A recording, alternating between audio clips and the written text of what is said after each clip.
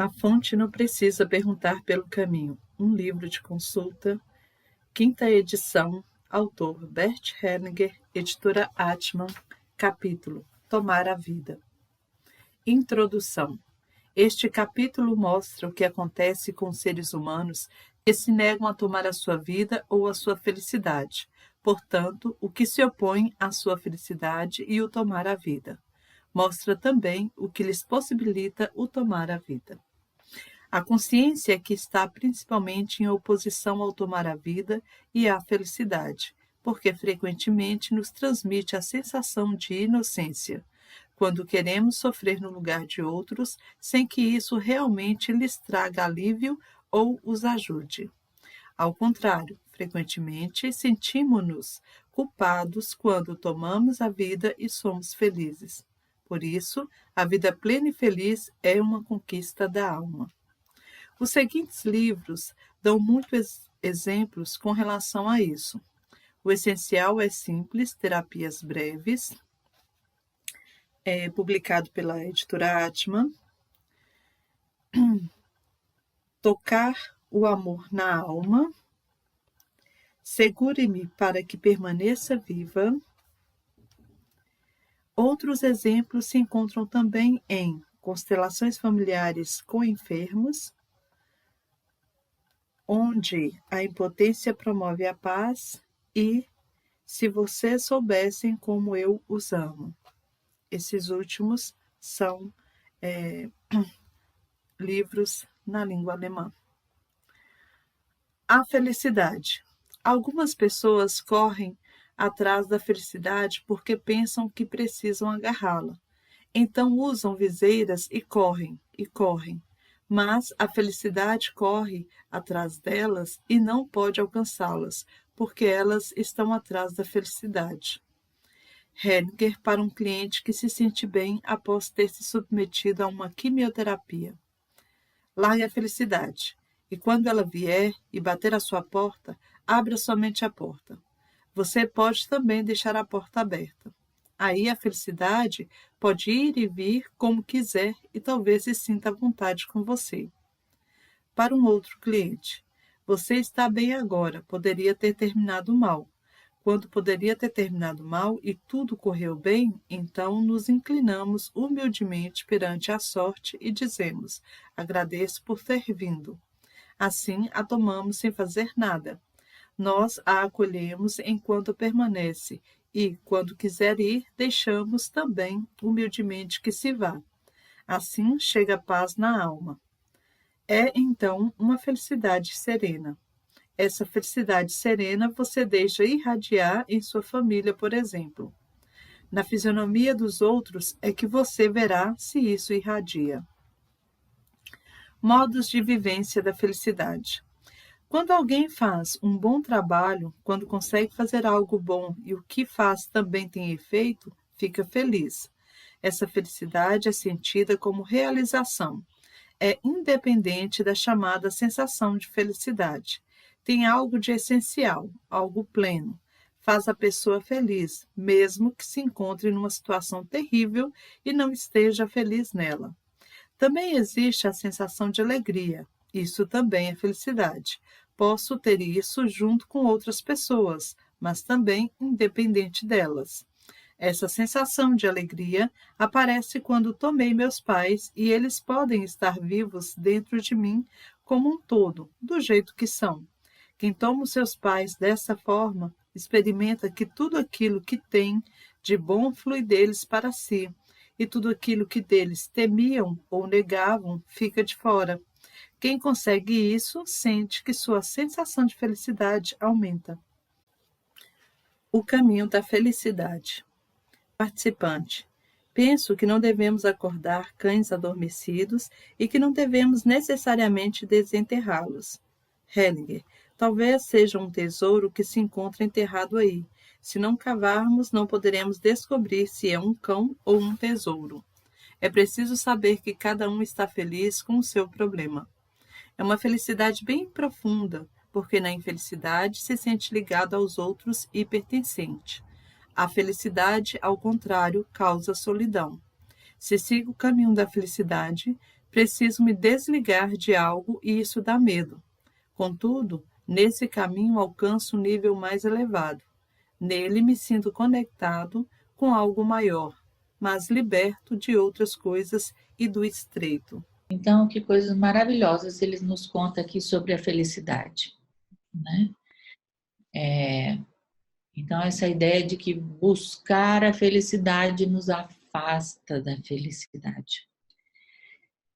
E essa compreensão de que a nossa alma busca algo que não é a saúde, algo que não é necessariamente essa felicidade que nós vimos aí na televisão, mas que existe um outro tipo de felicidade, né?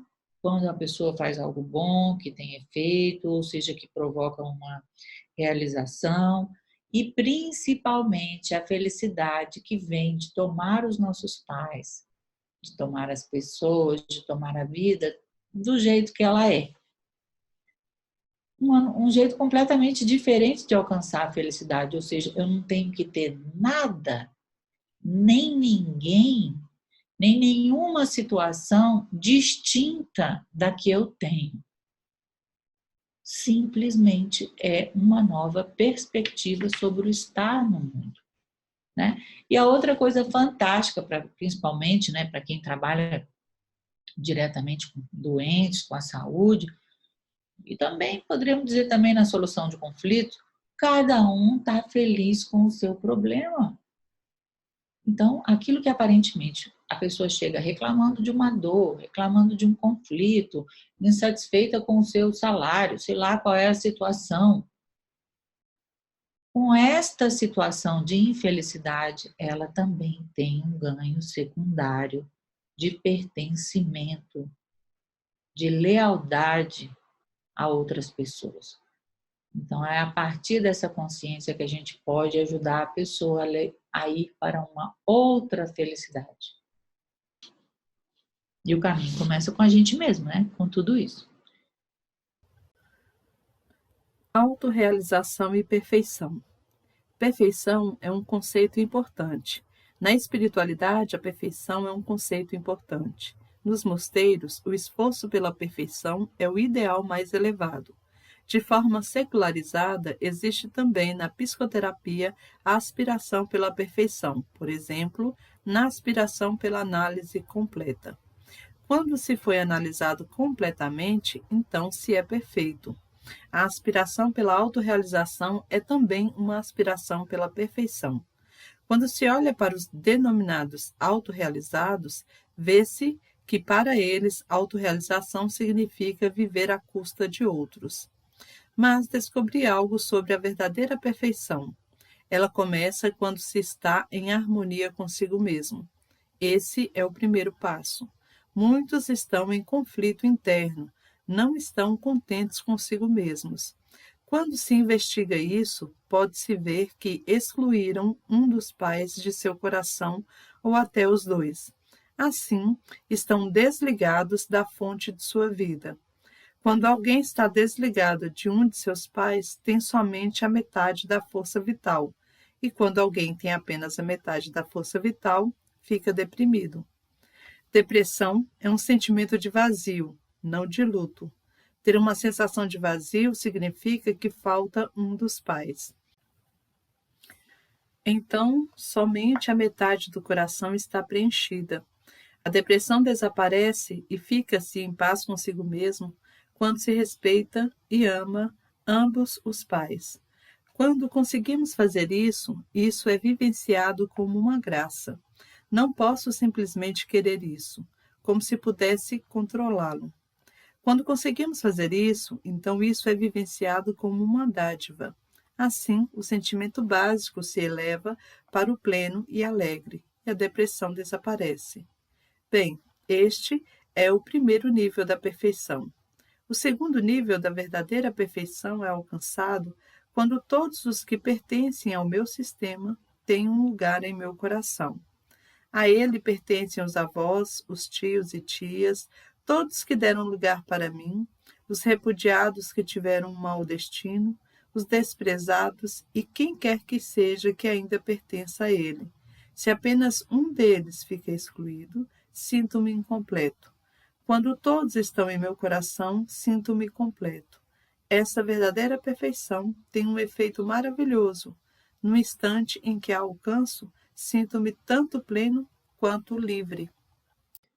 Que maravilha, né? Ao mesmo tempo que ele nos mostra que a perfeição é um conceito importante, ele também nos mostra como todas as palavras e conceitos ele faz uma releitura e ele traz uma nova experiência, né, para esses conceitos. Então, de onde vem a perfeição?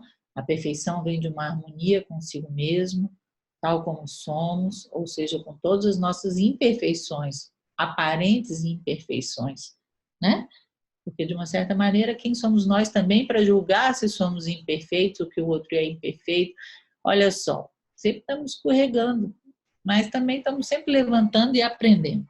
Então, verdadeira perfeição, a harmonia consigo mesmo, tomar os pais igualmente, para poder que a gente possa tomar toda a nossa força e todos terem um lugar dentro do meu coração. Todos da minha família e também das pessoas com quem eu convivo. E ter uma disciplina e uma higiene no coração, no pensamento e na ação para poder alcançar essa perfeição e os benefícios que ela nos traz, né? Dessa maneira como ele coloca. E agora, para finalizar, vamos ver aqui a palavra do Marcos. Tenho visto muitos casos no consultório onde a infelicidade é pedido da boa consciência. Mas Bert fala no livro Conflito e Paz uma resposta que temos que ter cuidado se aparecem segredos, como lidar com isso é produto da boa consciência. Bom, vou tentar responder da maneira como eu estou entendendo. A infelicidade é um pedido da boa consciência? Sim. Podemos dizer que muitas vezes a boa consciência me faz ter essa lealdade com pessoas que estão doentes, que são fracassadas, que também foram infelizes. Isso é uma maneira de pertencer. Agora, temos que ter cuidado com o que aparece enquanto segredos? Você quer dizer com isso que essa lealdade seria um segredo? Então, os segredos são um tema bastante importante, um tema, vamos dizer, difícil. Por quê? Veja bem, eu estava esses dias lendo A Própria Felicidade, lá a Sophie fala, olha, às vezes quando acontece alguma coisa entre um casal, um casal não precisa necessariamente contar tudo para o outro, ou seja, resolve a questão, então aquele segredo não foi revelado. Por outro lado, nós vamos encontrar constantemente segredos que são revelados dentro da constelação que tampouco dizem respeito a nós, que são de antepassados, que são dos nossos pais. Como eu lido com esses segredos? Número 1, um segredo quando quer se revelar, se revela. Se revela. Se revela dentro de uma constelação, se revela pelos padrões de repetição, e foi assim que eles descobriram, inclusive, as conexões transgeracionais, né? Através de, por exemplo, a síndrome de aniversário, essa ideia de que eventos que se repetem na mesma data, né? Então, primeiro, eu tenho que ter esse respeito, se esse segredo diz respeito a mim, não tomar aquilo que aparece na constelação como uma verdade literal, então apareceu que eu não sou filha do meu pai, eu vou lá e vou dizer para todo mundo que eu não sou filha do meu pai, não, o que é correto. Se aparece que alguém não é filho de alguém, e existe uma dúvida dentro da pessoa, é fazer um exame de DNA. Porque eu mesmo já recebi gente dentro da constelação, que um constelador falou que ela não era filha do pai, ela falou para todo mundo, depois foi fazer o exame de DNA e era filha do pai. Olha que confusão, olha que responsabilidade que eu preciso ter como um constelador. Então, a professora Cristina Draguno fala também, segundo ela está escrevendo um livro sobre o tema dos segredos. Segredos são de 4 tipos: vida, morte, sexo e dinheiro. Então, quando alguém me diz, eu vou te contar um segredo, você já sabe do que se trata. E o que acontece quando alguém te conta um segredo? O que acontece? Você se torna cúmplice. Então, outro caso de uma paciente que chegou para mim, uma cliente que chegou para mim esses dias, A mãe tinha contado que tinha feito um aborto, mas só tinha contado para ela, não contou para os irmãos. Consegue entender? Então, o segredo, ele nos exige uma postura inicial, anterior, que significa esse segredo. O que vai acontecer comigo se alguém me contar esse segredo? Por exemplo, essa situação. Outra coisa, não apenas isso, evitar a todo custo a curiosidade fútil. Não é a curiosidade científica de entender o mundo, de entender as coisas, mas saber alguma coisa dos segredos do outro. Dá para entender? Então, todos esses são aprendizados importantes para uma postura necessária para um constelador. E com relação a cada segredo, ter uma calma. Apareceu um segredo da minha mãe e do meu pai, da relação da minha mãe e do meu pai. Isso é deles. Afetou a mim? Sim, afetou a mim. Mas até que ponto que agora eu vou chegar para minha mãe e te sei disso, sei daquilo? Primeiro, apareceu o segredo? Tenham calma. Deixa que essa informação atue dentro da alma, que a ação correta vai aparecer, mas nem sempre, na maioria das vezes, não é de imediato. Cura e bem-estar. Participante, antes, quando estava lá na frente, tive a sensação de que o importante não é a história em si, que se desenrola lá na frente, mas o sentimento daquele que está lá, que se trata de que seu destino fique liberado. Tem fundamento o que digo? Hellinger, sim. Tudo está direcionado a uma solução. Não importa se no meio algo está certo ou errado. Tão logo estejamos direcionados para a solução, chegamos também a ela indiretamente. Participante.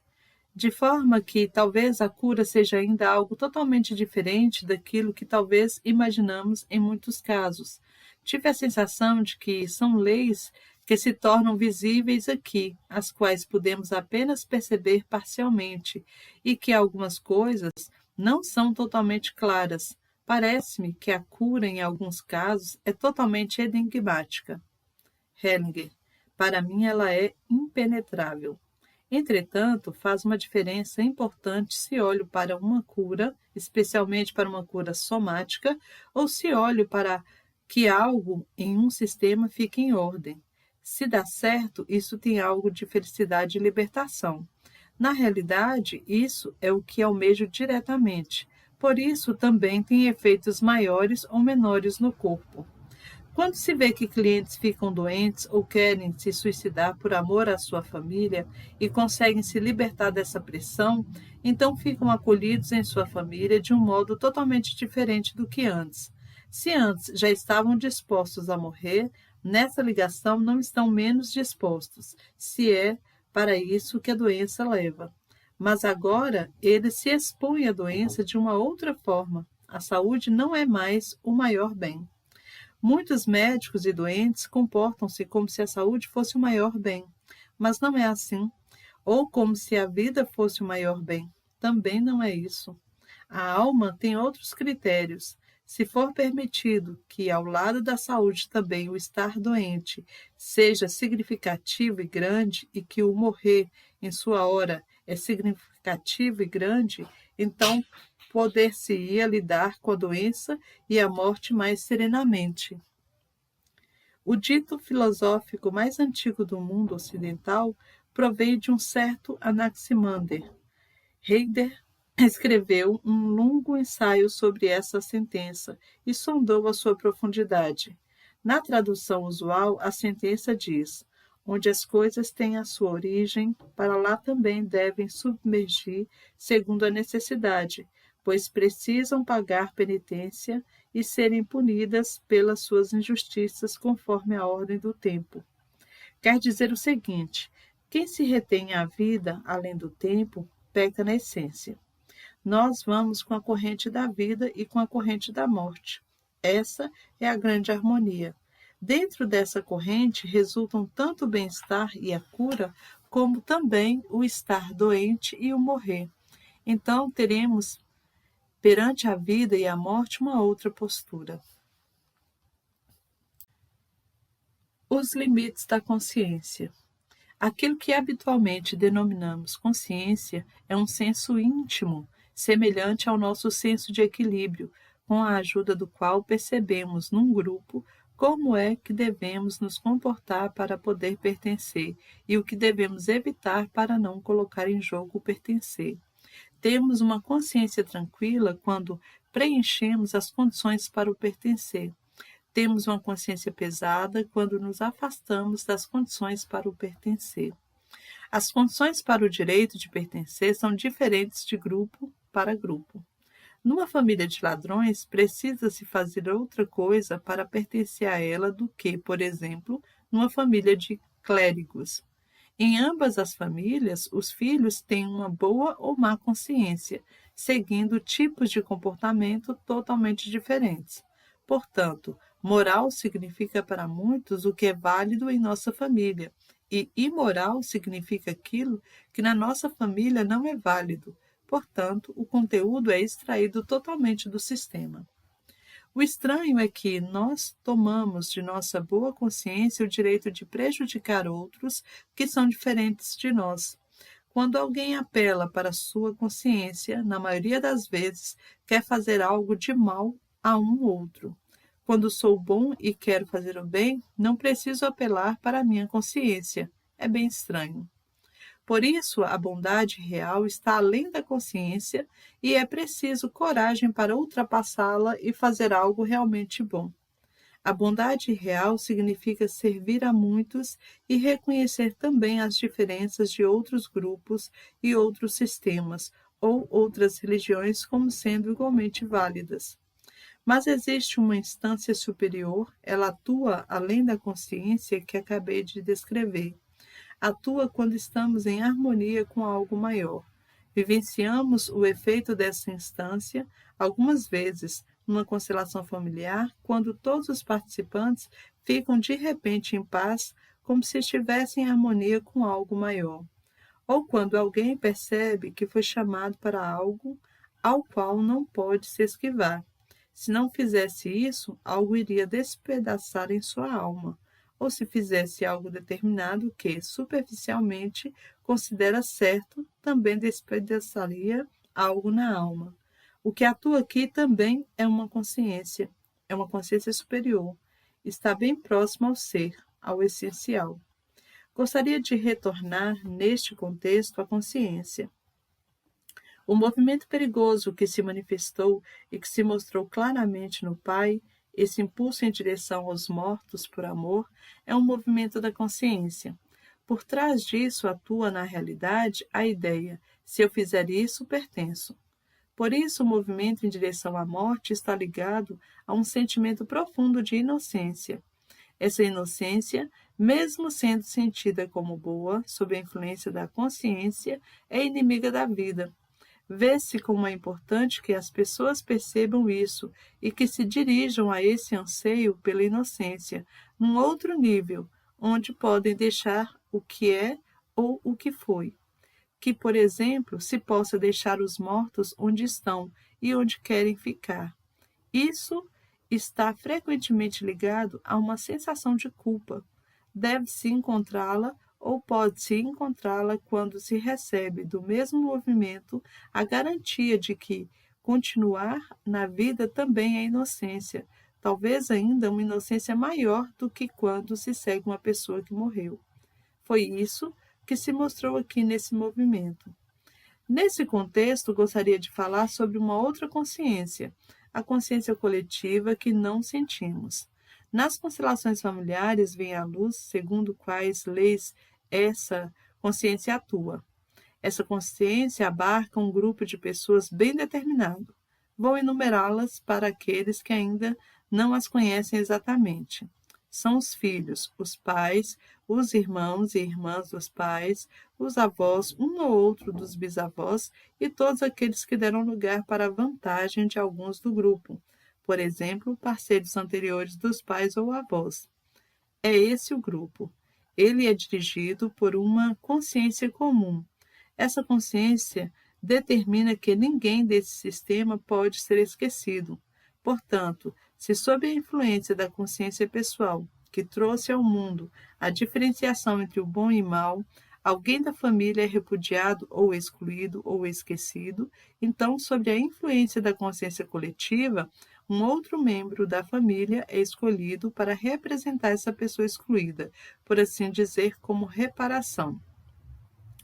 Essa consciência segue ainda uma outra lei, quer dizer que aqueles que aí estavam antes têm precedência perante aqueles que vêm depois. Portanto, os pais têm precedência perante os filhos, o primogênito tem precedência perante o segundo filho, etc. Mas se alguém infringir essa precedência, por exemplo, quando uma criança tenta fazer algo pelos seus pais, o que não lhe compete, por exemplo, uma criança tenta pagar pela culpa dos pais, ou quando, por exemplo, como se manifestou nessa família aqui, em que o mais velho se sente responsável pela mãe e pensa que precisa segurá-la em vez de ela segurá-lo, então isso é uma violação da consciência coletiva. Essa consciência coletiva é cruel, castiga essa arrogância com fracasso e decadência. Embora o que uma criança faça seja por amor e por isso, no sentido da consciência pessoal, seja considerado como inocência, para a consciência coletiva é uma culpa grave e é castigada como tal. Todas as tragédias familiares ou tragédias em geral resultam da contradição entre essas duas consciências. O herói, nas tragédias, faz algo de boa consciência, algo que infringe a consciência coletiva e por isso decai. Por isso, precisamos não somente nos libertar da consciência pessoal, mas também dessa consciência coletiva, por um lado, respeitando-a e, por outro, afastando-nos dela. Isso só se pode fazer quando se está ligado a forças profundas, e isso é a alma profunda, a alma em sua profundeza, para a qual podemos nos recolher, afastando-nos de todas essas diferenciações e da qual tiramos a força para a ação que liberta. Culpa e inocência. A culpa existe em diversos contextos e é sentida de diferentes maneiras. A pior culpa que experimentamos é quando fazemos algo que coloca em perigo o nosso pertencer à família de origem. Portanto, o medo da exclusão é o pior sentimento de culpa. Esse sentimento é tão terrível que nos impele a fazer algo para que possamos reconquistar ou preservar o pertencer. Essa culpa tem algo a ver com o vínculo original. A consciência cuida para que não percamos o pertencer e quando fazemos algo que o coloca em perigo, a consciência reage e nos impele a mudar o nosso comportamento para que possamos voltar a pertencer. Essa é uma forma de culpa. Tem uma importante função social. Está a serviço do relacionamento e do vínculo. Existe também uma segunda forma de culpa. Tem a ver com o equilíbrio entre o dar e o tomar. Quando alguém me presenteia com algo, sinto-me em dívida em relação a ele. O que recebi não me deixa em paz até que devolva algo equivalente. Esse tipo de culpa é vivenciado como obrigação. Eu estou em dívida com você, dizemos assim. Se não cumprir essa obrigação, o outro tem a sensação de um direito à reivindicação. Reivindicação é a sensação de inocência correspondente à sensação da culpa como obrigação. A reivindicação é um sentimento de superioridade. Existem muitos ajudantes que desfrutam a sensação de reivindicação. Por isso, não tomam nada daqueles que ajudam. Portanto, nesse contexto, a culpa é sentida como obrigação e a inocência é vivenciada aqui como estar livre da obrigação ou como reivindicação. Existem também acordos, regras para a vida em comum. Quem preenche essas regras sente-se consciencioso. Essa também é uma sensação de inocência. A culpa é vivenciada nesse contexto como a transgressão de uma regra, mas esse tipo de culpa não é vivenciado muito profundamente quando se compara com a culpa que tem a ver com o vínculo e com a culpa em relação ao equilíbrio entre o dar e o tomar. Portanto, essa é a culpa em primeiro plano. Essa é a culpa consciente e a inocência consciente. Mas existe também uma culpa inconsciente, quando alguém se arroga a algo. Por exemplo, quando crianças se arrogam a assumir a responsabilidade pelos pais. Então, elas se fazem de grandes. Muitos clientes se fazem de grandes com relação a seus pais, como se fossem responsáveis e pudessem assumir algo por eles. E o estranho é que, por um lado, isso é vivenciado como inocência, porque a criança faz isso por amor. Aqui seria então a inocência. Entretanto, existe uma ordem secreta que a criança transgride. Ela tem a petulância de se colocar acima de quem tem precedência. A culpa, então, é a híbris, a arrogância. Quando se trata de algo grave, a criança se castiga com a necessidade de fracasso e queda. Portanto, aqui existe uma culpa que não é sentida como culpa pela pessoa atingida, mas vê-se pelo efeito, pois esta se comporta como alguém que ficou profundamente culpado. Esse tipo de culpa é o fundamento de muitas doenças graves. Assim, o terapeuta deve contar principalmente com tal tipo de culpa. Por isso, o terapeuta precisa ter cuidado quando quer ajudar um cliente, para não se levar acima de seus pais, como se fosse um melhor pai ou mãe ou ainda o parceiro mais compreensivo. Caso contrário, assim como o cliente, ele também expia com o fracasso por causa de sua arrogância. A paz. Depois de um certo tempo, a culpa precisa cessar. Até se a culpa é, algumas vezes, arrogância. Depois de um certo tempo, precisa existir paz para todos. Sobreviver à sobrevivência. Observei que muitos judeus que sobreviveram porque migraram a tempo, depois passaram a viver como se estivessem em campos de concentração, bem limitados, por lealdade às vítimas que morreram. Muitos sobreviventes não tomam mais a vida porque pensam não merecê-la face aos mortos. Algumas vezes renegam o seu judaísmo e querem se distanciar dele, mas no íntimo se solidarizam muito profundamente com o mesmo. Também observei que alguns sobreviventes judeus têm os mesmos sentimentos que os agressores. Eles também renegam a sua origem e o seu ato, mas um ato imaginário, comportando-se veementemente como cristãos. Seus pais e avós tomaram batismo, tornaram-se então especialmente bons cristãos e, com isso, renegaram o laço do destino do qual provém. Isso tem um efeito ruim. Tomar sem presunção. Atrás disso atua uma estranha dinâmica. Ela tem a ver com as experiências que temos em nossos relacionamentos humanos normais. Em nossos relacionamentos, temos a necessidade de pagar por um presente recebido, também dando algo. Portanto, se recebo algo, também dou algo, e vice-versa. Quando dou algo, o outro me dá algo. O dar e o tomar recíproco são a base do intercâmbio nos nossos relacionamentos humanos. Sem essa necessidade de equilíbrio, não existiria intercâmbio. Mas, então, transferimos essa necessidade de equilíbrio também para contextos em que isso não é aceitável, por exemplo, para o nosso relacionamento com o destino ou com Deus. Portanto, se alguém é salvo por uma circunstância feliz, assim como os membros da família dessa cliente, então ele fica sob pressão para pagar por isso em vez de tomá-lo como presente. Embora nesse contexto possa parecer absurdo, é mais fácil pagar pela salvação do que tomá-la como um presente não merecido. Presentes imerecidos são difíceis de tomar. Pode-se fazer isso somente com grande humildade. No fundo, não se pode nem mesmo agradecer por isso, porque o agradecimento seria também uma arrogância. O agradecimento adequado seria simplesmente tomar sem presunção. Então, o presente é suportável. Passar do querer pagar para um tomar humilde é também uma renúncia ao controle, porque quem paga o destino, no devido tempo, pensa que com isso também pode controlá-lo.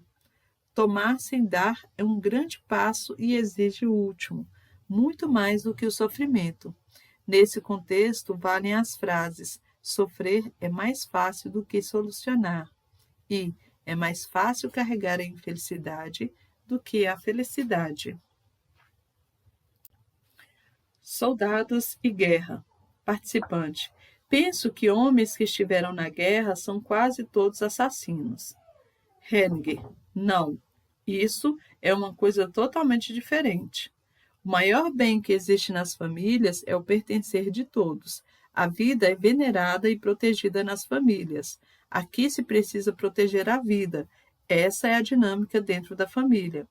Em um grande grupo, a vida não é respeitada da mesma forma. Por exemplo, em um país, quando este fica em situação difícil, luta e faz guerra, sendo ela justa ou não. Quando há guerra, o próprio grupo será defendido e o outro atacado. Os soldados que lutam nessa guerra estão entregues a um mecanismo que não podem controlar. Não podem dizer eu quero ou eu não quero. São envolvidos. Nessa luta, a vida de cada indivíduo não conta, mas quando existem crimes, aí é uma outra coisa.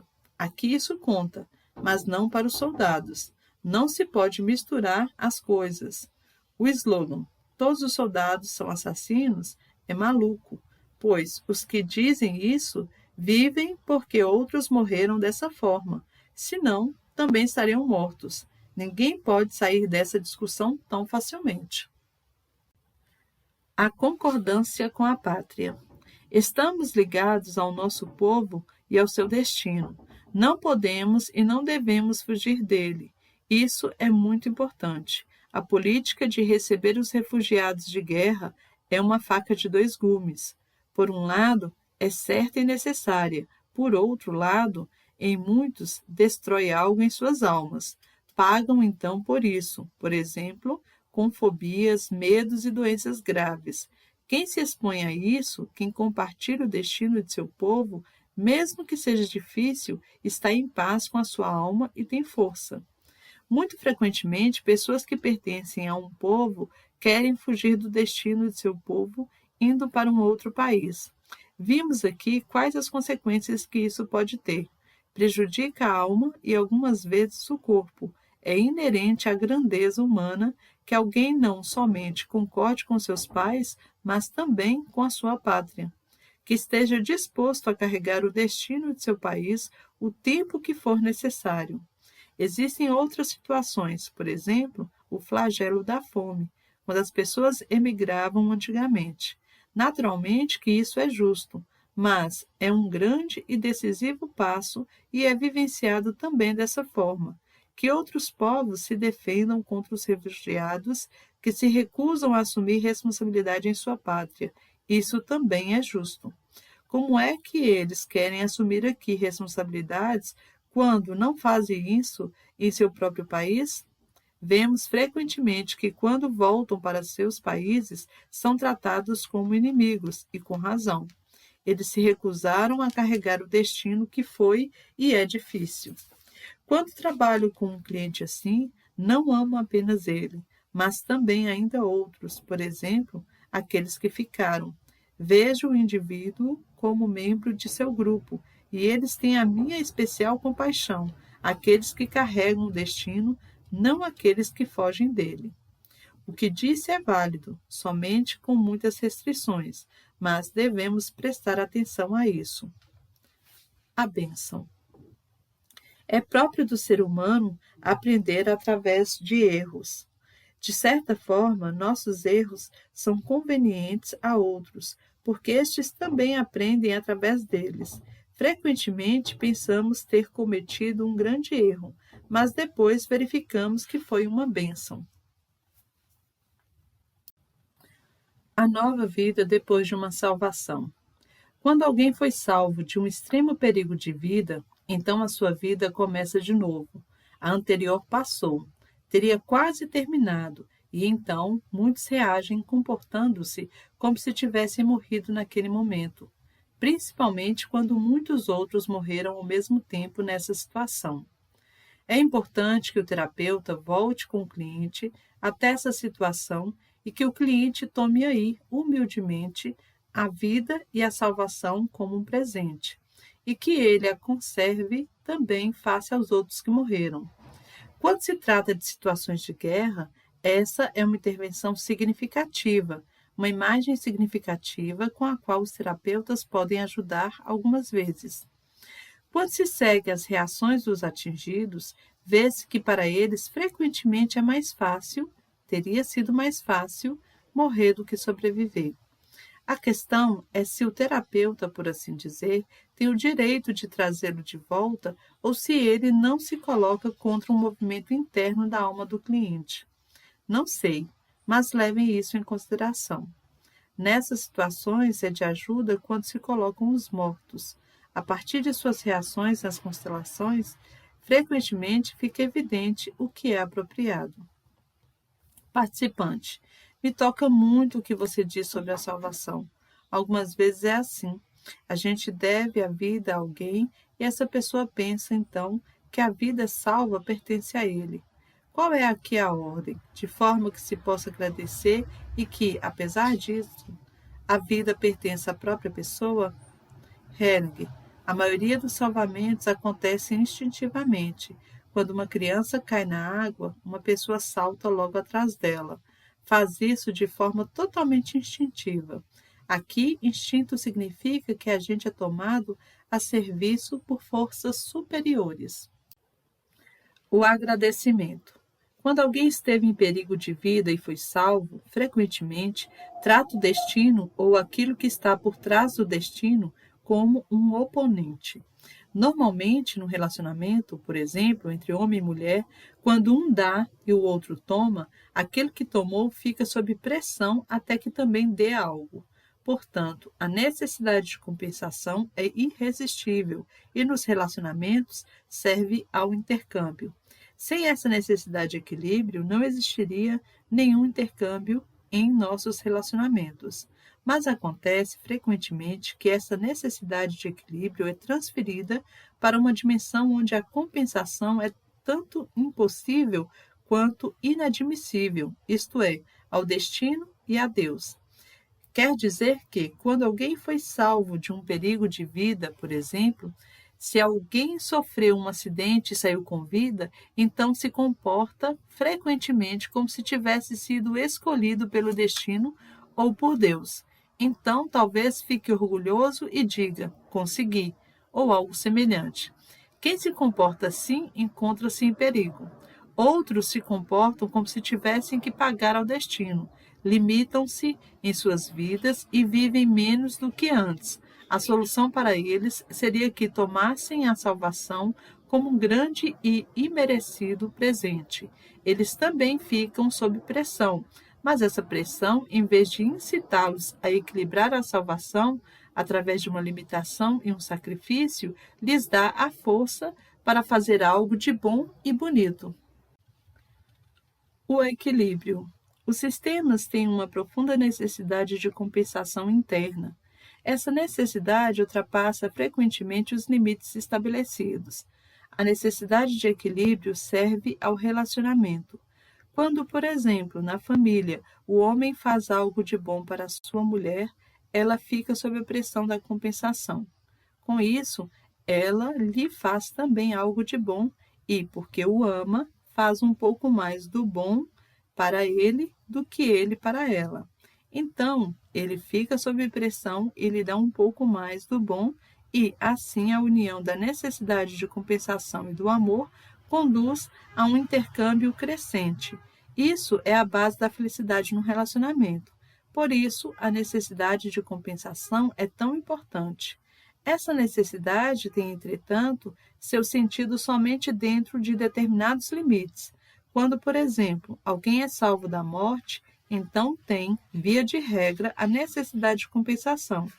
Isso significa que começa a pagar pela salvação, por exemplo, com uma nova doença. Algumas vezes alguém paga até se suicidando. Então o destino é tratado como se fosse uma pessoa com a qual se concorda condescendentemente e para a qual se paga. Muitas pessoas fazem isso também com Deus. Muitas religiões se baseiam na ideia de que algo deve ser compensado. Somente quando foi compensado, fica bom. Que ideia de Deus está por trás disso? Que precisamos pagar para que Deus faça algo. Isso é totalmente absurdo. Algo semelhante acontece na compensação através das gerações. Quando, por exemplo, os pais cometeram um crime, as crianças começam a pagar por isso, embora não seja absolutamente culpa deles. Ou outros exigem que as crianças comecem a pagar pelos pais, como se pudessem fazer isso. Portanto, aqui precisam ser estabelecidos limites e a compensação deve terminar depois de um certo tempo. Muitas guerras resultam de que mais tarde, frequentemente depois de séculos, algo ainda deva ser compensado, uma espécie de injustiça que aconteceu antes e então vem uma outra injustiça e assim por diante. A paz é promovida quando o passado pode ficar passado. Isso é também um ponto importante aqui, nas constelações familiares. Nós levantamos o passado para liberá-lo. Então, não se pode mais reportar a isso. Alguns olham de novo para o problema quando têm a solução nas mãos. Com isso, coloca-se facilmente em jogo a solução. O esquecimento. Quando se é salvo, então se deixa atrás de si o que foi mal. Esquece-se isso. O esquecer é uma arte bem sublime e é uma disciplina espiritual sublime. Depois de um certo tempo, a gente esquece e olha para as pequenas coisas que estão em frente aos nossos olhos e aos nossos pés. Não se pode ficar também com os mortos, mas se volta ao trivial. Ouvi uma vez que uma mulher tinha fundado uma instituição para doentes incuráveis. Era estranho. Nessa instituição havia uma alegria contínua. Tinha, na realidade, uma regra. Nunca se falava de doenças. Há algo de verdade nisso. Participante. Num de seus livros, o senhor fala sobre o esquecimento espiritual. Isso é um conceito com o qual me ocupo muito e me pergunto, qual é o caminho? Como faço isso? Henning. Tudo aquilo que é espiritual é graça. Também o esquecimento. O presente. Cada dia é um presente e lida-se com ele como se fosse um presente, mesmo em face da morte. Isso é humilde e disso vem força. Do agradecimento, desse tomar como um presente merecido, vem a força. O ser e o tempo. Parece que as coisas recebem uma qualidade especial através do tempo. Aquilo que durou mais tem precedência sobre aquilo que durou menos.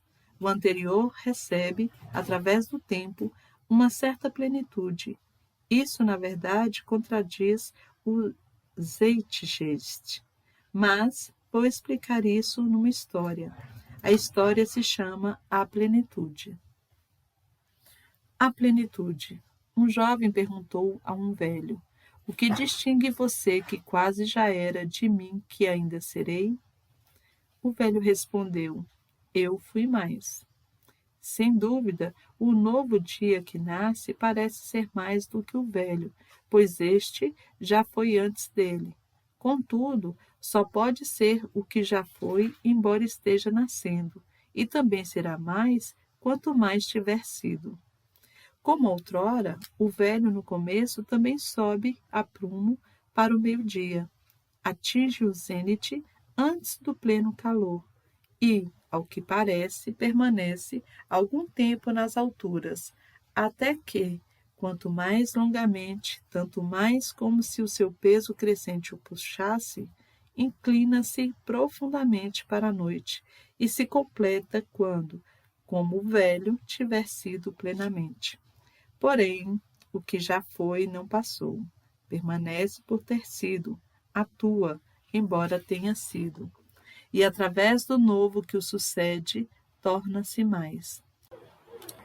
Pois, como uma gota redonda de uma nuvem que passou, o que já foi mergulha num oceano que permanece. Somente o que jamais pôde ter sido, porque apenas o sonhamos, mas não vivemos, pensamos. Mas não fizemos, apenas rejeitamos, mas não pagamos como preço por aquilo que escolhemos. Isso passou. Dele nada resta. O Deus do momento oportuno nos aparece assim, como um jovem que tem na frente um cabelo encaracolado e atrás é calvo. De frente podemos agarrá-lo pelo cabelo, por trás agarramos o vazio. O jovem perguntou: que devo fazer para vir a ser o que você foi? O velho respondeu: seja. Paramos um minutinho para poder fazer uma rememoração do que foi dito aqui. Tem várias informações importantes. Então, nos fala aqui sobre o equilíbrio, né? O equilíbrio, como vocês sabem, é um princípio, uma necessidade essencial da alma e ela está a serviço do relacionamento. Todas as vezes que nós estabelecemos uma com alguém, nós sentimos, essas relações elas se estabelecem por meio das trocas e existe uma pressão para estou entrando e saindo. É uma necessidade natural.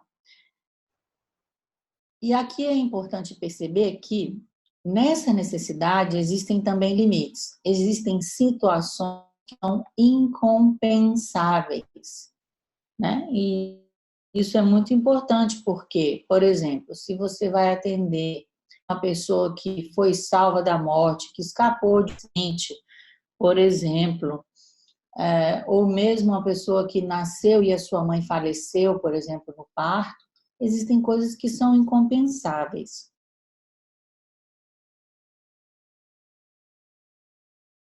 Maneiras de compensar são possíveis em alguns momentos. Então, eu preciso conduzir esse meu paciente ou esse meu cliente a algo que vai além disso. O que pode impedir essa pessoa de alcançar esse nível necessário de consciência? As suas ideias, por exemplo, sobre o que vem a ser Deus ou sobre o que vem a ser o destino. Essa compensação, ela também existe de uma maneira transgeracional. Em algum momento, ela precisa... Estamos sempre falando aqui sobre o que é uma constelação e a psicoterapia. Então, muitas vezes, a psicoterapia, ela se ocupa daquilo que passou. E aqui, da constelação, é uma outra atitude, onde a atitude é: o passado fica no passado. Então, o esquecimento, o livro Bert Hellinger fala que ser e perdoar são a mesma coisa. O que ele fala aqui do esquecimento? Que o esquecimento é uma arte, é uma disciplina espiritual. Ou seja, o que significa algo ser uma disciplina espiritual? Significa que eu vou praticar o esquecimento. Eu vou praticar de uma maneira onde eu vou fazer isso para o meu próprio benefício, para o meu próprio desenvolvimento espiritual. Então, também esse esquecimento, a gente poderia dizer, como tudo que é espiritual, o que ele diz? É uma graça. Ou seja, eu faço a minha parte, mas eu também recebo essa graça pelo meu esforço. Também não sei de onde, também não sei por quê. Eu faço a minha parte, a minha disciplina, tá? Essa ideia do presente, ela é muito importante dentro da constelação familiar. Então, muitas vezes nós vamos... Então, o presente é um conceito muito importante dentro da constelação familiar. Então, muitas vezes nós vamos à origem do fato traumático, né? Seja na vida da pessoa, seja em gerações, mas é a partir desse presente, ou seja, nós vamos a esse passado para olhar para algo, mas nós deixamos o passado. E essa importância de ver o presente, e olha que nome mais maravilhoso temos em português, porque o presente é um presente, ou seja, um presente merecido, que quando eu percebo que ele me é dado, que ele me é entregue, né, como algo maravilhoso, daí vem uma força e eu posso alcançar uma certa plenitude. Essa história que está nesse livro é uma história que eu gostaria que vocês marcassem, e especialmente a parte onde ele fala aqui sobre o tempo, né? Ou seja, porque essa é uma história sobre a plenitude, mas também é uma história Deus do momento oportuno nos aparece como um jovem que tem na frente um cabelo encaracolado e atrás é calvo. Podemos agarrar o cabelo, mas por trás agarramos o vazio. E isso explica grandemente essa filosofia prática, essa abordagem hellingeriana que tem as suas origens dentro do taoísmo.